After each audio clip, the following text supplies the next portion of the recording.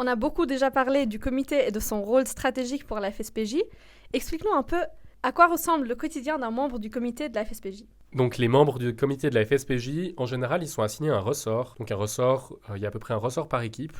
Le ressort EasyVote, le ressort Engage, etc., etc. Et à travers lequel ils font le suivi des activités des projets et la surveillance de ce qui se passe au sein du bureau. Autrement, les membres du comité, ils discutent de questions stratégiques en lien avec la FSPJ.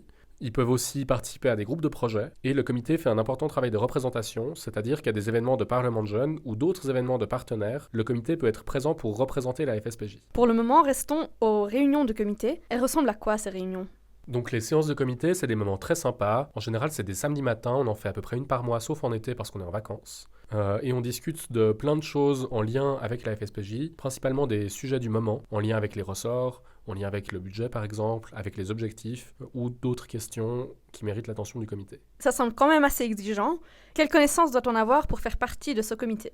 Pour faire partie du comité de la FSPJ, pour se porter candidat, il n'y a pas besoin de connaissances préalables. En fait, c'est en participant aux séances du comité qu'on va vraiment apprendre ce qu'il faut faire, ce qu'il faut savoir. On fait quand même une introduction pour les membres qui sont élus, pour les nouveaux membres, pour qu'ils ne soient pas totalement largués, mais en général, il suffit d'être curieux, d'être fiable, d'être là aux séances et de participer activement entre les séances avec les tâches qui nous sont attribuées. Mais tout le reste, ça s'apprend avec le temps. Enfin, il y a quand même deux conditions formelles. Déjà, il faut avoir 28 ans et pas 29 au maximum. Et il faut être membre actuel ou ancien membre d'un Parlement de jeunes qui est membre de la FSPJ. Mis à part le fait qu'on ferait partie du meilleur comité du monde, quels sont les avantages d'être membre du comité? Donc, en tant que membre du comité de la FSPJ, déjà, on acquiert des connaissances et des compétences qu'on acquérait rarement ailleurs. On parle de stratégie, par exemple, on parle de budget, on parle de comment fonctionne une organisation de 40 employés. On parle quand même de tâches qui sont relativement inouïes pour des jeunes qui ont 20, 25, 28 ans. En plus de ça, tous ces éléments-là, ça peut être mentionné dans un CV, ça peut être très valorisé. Et il y a plein d'autres raisons, notamment le fait de pourquoi est-ce qu'on fait partie d'un parlement de jeunes, parce qu'on veut s'engager pour une cause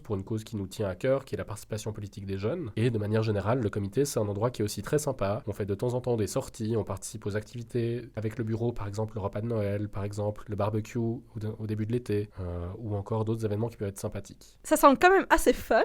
Qu'est-ce qu'on reçoit pour ce travail? Donc c'est du travail qui est bénévole, on ne reçoit pas de salaire. Par contre, il y a une petite indemnité, pas très élevée, en lien avec les séances. Et sinon, tous les frais de déplacement, les frais de repas sont remboursés. En tant que membre de Parlement de jeunes, comment est-ce qu'on fait pour se présenter au comité? Donc normalement, pour se présenter au comité, on remplit un formulaire de candidature, mais si jamais par une illumination soudaine, pendant l'AD, on dit qu'on veut faire partie du comité, on peut aussi se présenter spontanément.